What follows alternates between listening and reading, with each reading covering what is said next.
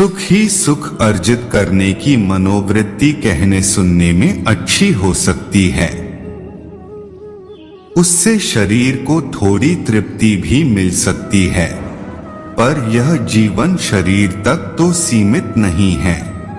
इसमें परिवार का पालन पोषण, सामाजिक संबंध, नैसर्गिक परिस्थितियां, आत्मिक हित और पारमार्थिक आकांक्षाएं भी उतनी ही सत्य हैं।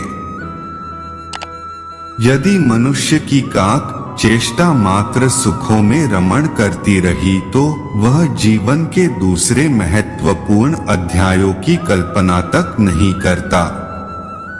मात्र कठिनाइयां ही उसे इन अध्यायों की ओर अभिमुख करती हैं। शायर ने इसी की भावाभिव्यक्ति करते हुए लिखा है, रंज से खूंगर हुआ इंसान तो मिट जाता है गम, मुश्किलें मुझ पर पड़ी इतनी की आशा हो गयन। निरंतर सफलता से तो संसार का केवल एक पक्ष समझ में आता है। कठिनाइयां हमें दूसरे भाग का भी बोध करा देती हैं। वे हमें यथार्थ में जीवन जीने की कला सिखा देती हैं। इनके बिना किसी भी प्रयोजन की सिद्धि, चाहे वह आध्यात्मिक हो अथवा सांसारिक, संभव न होगी। सुख और दुख संसार रथ के दो पहिए हैं। एक का अस्तित्व दूसरे पर टिका है। एक दिन है तो दूसरा रात, एक शरीर दूसरा प्राण। दोनों के मध्य से ही जीवन की सरिता का प्रवाह बहता है। यदि अंधकार न हो तो फिर प्रकाश की महत्ता ही क्या रहेगी। तात्पर्य यह है कि जीवन को क्रियाशील बनाए रखने के लिए दोनों ही आवश्यक हैं। इनसे बचा भी नहीं जा सकता। जब तक शरीर है तब तक सुख दुख का निवारण नहीं हो सकता। सुख प्राप्ति के मार्ग में जो परिस्थितियां बाधा उत्पन्न करती हैं, उन्हें कठिनाइयां मानते हैं। धनक्षय, शारीरिक व्याधियां, अप्रिय पुरुषों का संग, प्रियजनों से बिछोह, इन्हें ही मोटे तौर पर कठिनाइयां मानते हैं।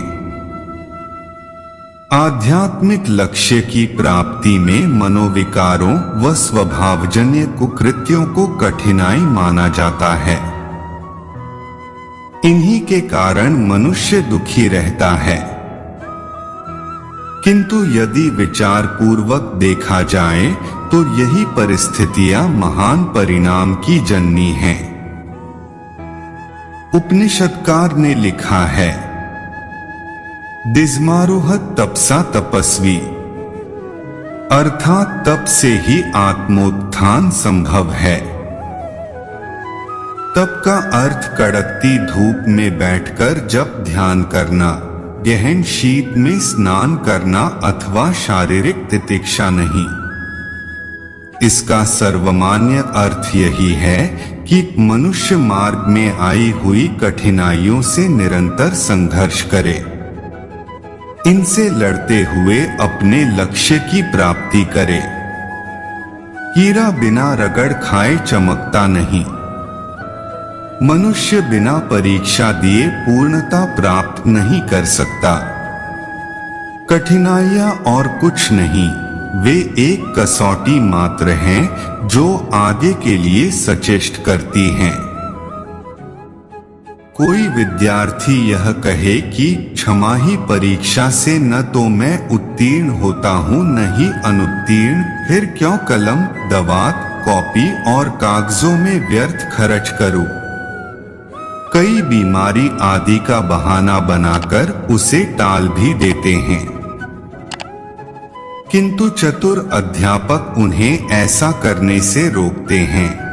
और उन्हें बताते हैं कि यदि यह परीक्षा न दी तो यह कैसे अनुमान लगा पाएंगे कि वार्षिक परीक्षा में किन किन विषयों में कितना परिश्रम करना है। पहली स्थिति में तो फेल होने की ही अधिक आशंका रहती है। ऐसे विद्यार्थियों की तरह अपने लिए भी यह उचित है कि अपनी प्रगति के लिए कठिनाइयों को जीवन का आवश्यक अंग मान लें। बिना विपत्ति की ठोकर लगे विवेक की आंखें नहीं खुलती। सच्चे ज्ञान की कसौटी यह है कि उसे कठिनाइयों में प्राप्त किया गया है। प्रसिद्ध उपन्यासकार श्री प्रेमचंद ने लिखा है, विपत्तियों से बढ़कर तजुर्बा दिलाने वाला विद्यालय आज तक नहीं खुला। कठिनाइयां मनुष्य के विकास का साधन हैं।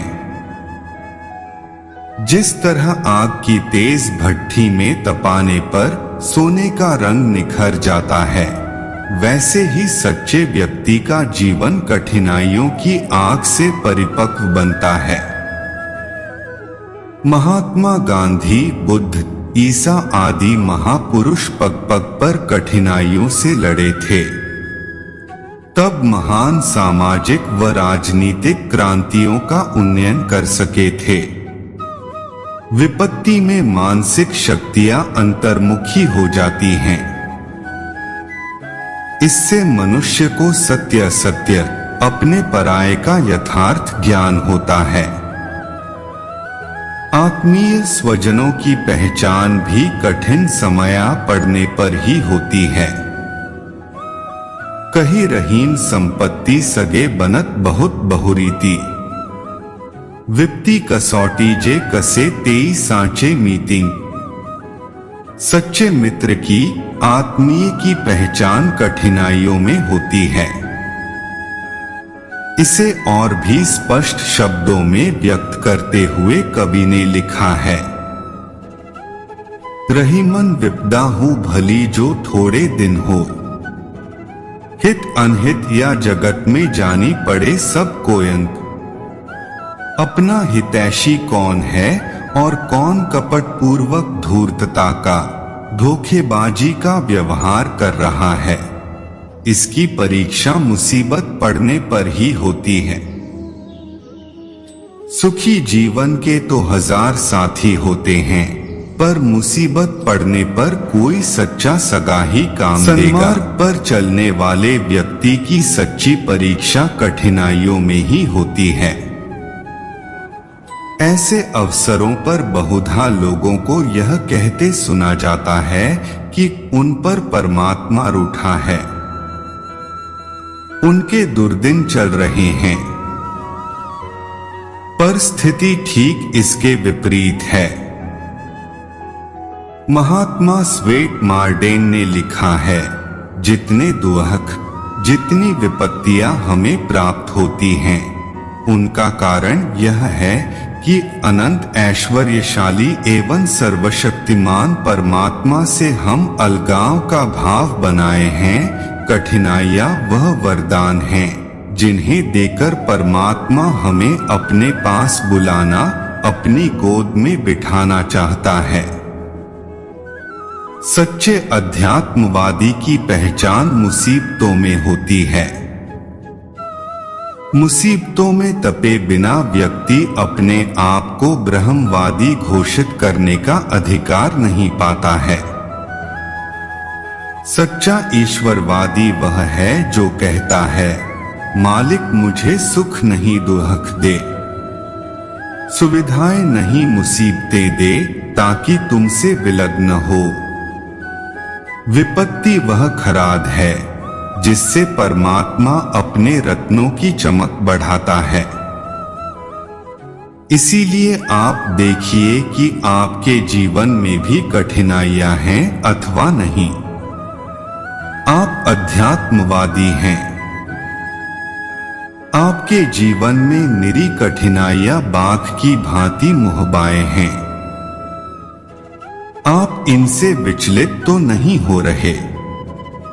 यदि आपके पांव लड़खड़ाते हैं तो संभल कर खड़े होइए। धर्म और अध्यवसाय का अवलंबन लीजिए। जिसे धीरज है, जो परिश्रम से पांव पीछे हटाना नहीं जानता, सफलता की देवी उसी के गले विजयमाला पहनाती है।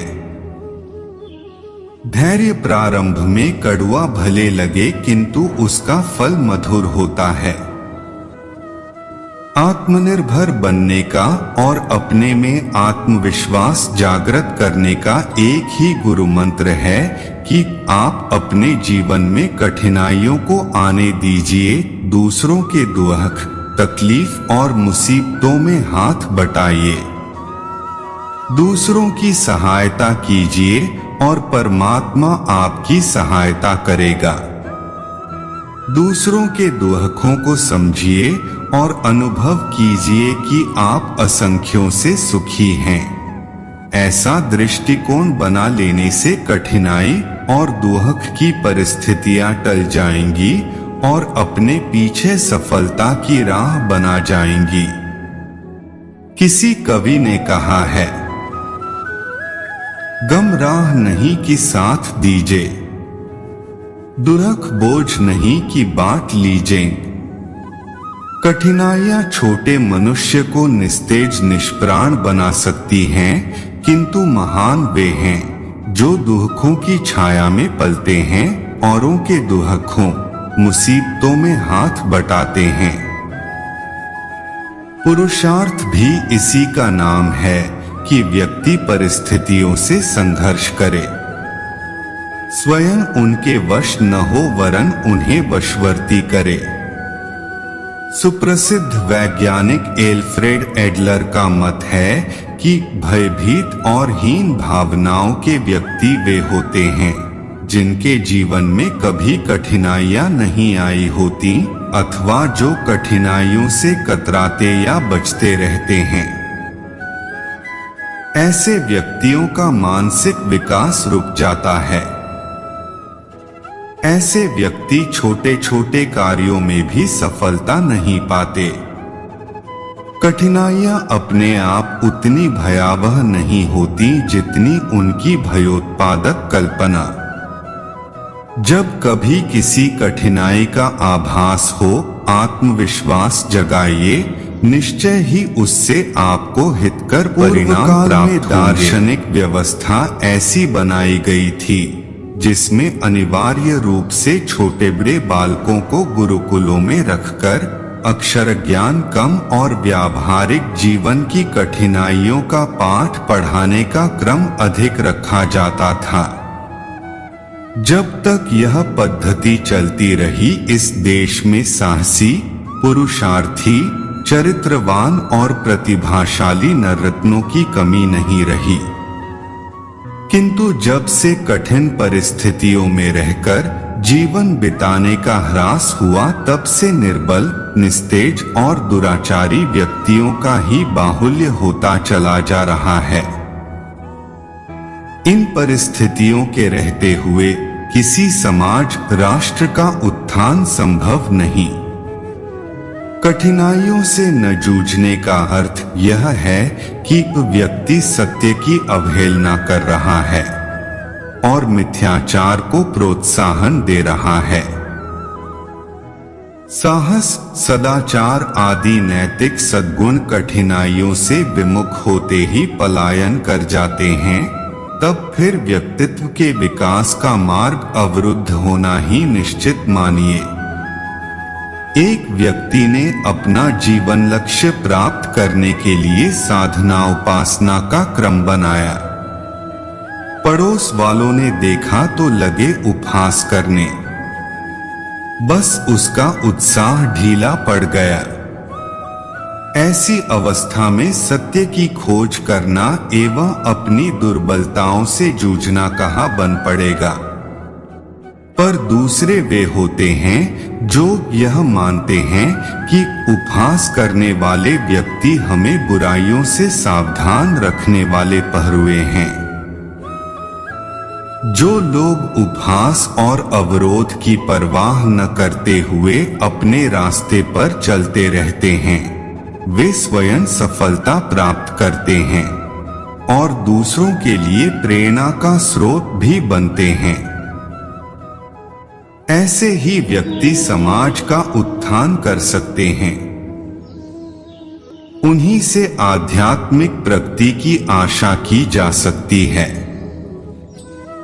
जीवन के विभिन्न व्यवसायों में, चाहे वह लौकिक हो अथवा आत्मा परमात्मा की भक्ति से संबंध रखने वाले हों, सबको कठिनाइयों के मार्ग से ही गुजरना पड़ेगा। शरीर मिला है तो रोग, शोक, बीमारी आदि आएंगी ही। जीवन यापन के लिए कोई भी उद्योग करें, उसमें सब और लाभ ही लाभ हो, यह संभव नहीं। सुख सुविधाओं की सामान्य इच्छा सभी की होती है, फिर सारी सुख सुविधाएं आपको ही मिल जाएंगी, इसकी कोई गारंटी नहीं है। अतएव आप ऐसे समय में भी संतोष और धैर्य की वृत्ति बनाए रहें और अपने चरम लक्ष्य की प्राप्ति में लगे रहें, तो आपका जीवन सफल माना जाएगा। दुख और कठिनाइयों में ही सच्चे हृदय से परमात्मा की याद आती है। सुख सुविधाओं में तो भोग और तृप्ति की ही भावना बनी रहती है।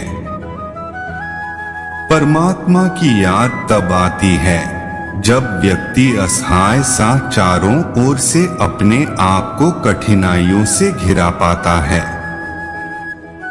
इसलिए उचित यही है कि विपत्तियों का सच्चे हृदय से स्वागत करें।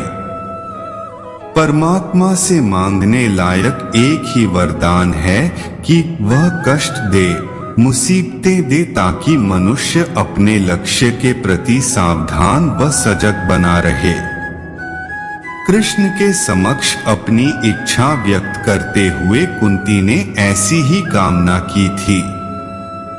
विपदः सन्तु न शाश्वत तत्र जगद्गुरो, भवतो दर्शनम यत् स्यात् पुनर्भव दर्शन मंक। जगद्गुरु, हमारे जीवन में सदैव पग पग पर विपत्तियां आती रहें, क्योंकि विपत्तियों में ही निश्चित रूप से आपके दर्शन हुआ करते हैं और आपके दर्शन हो जाने पर फिर जन्म मृत्यु के चक्कर में नहीं आना पड़ता।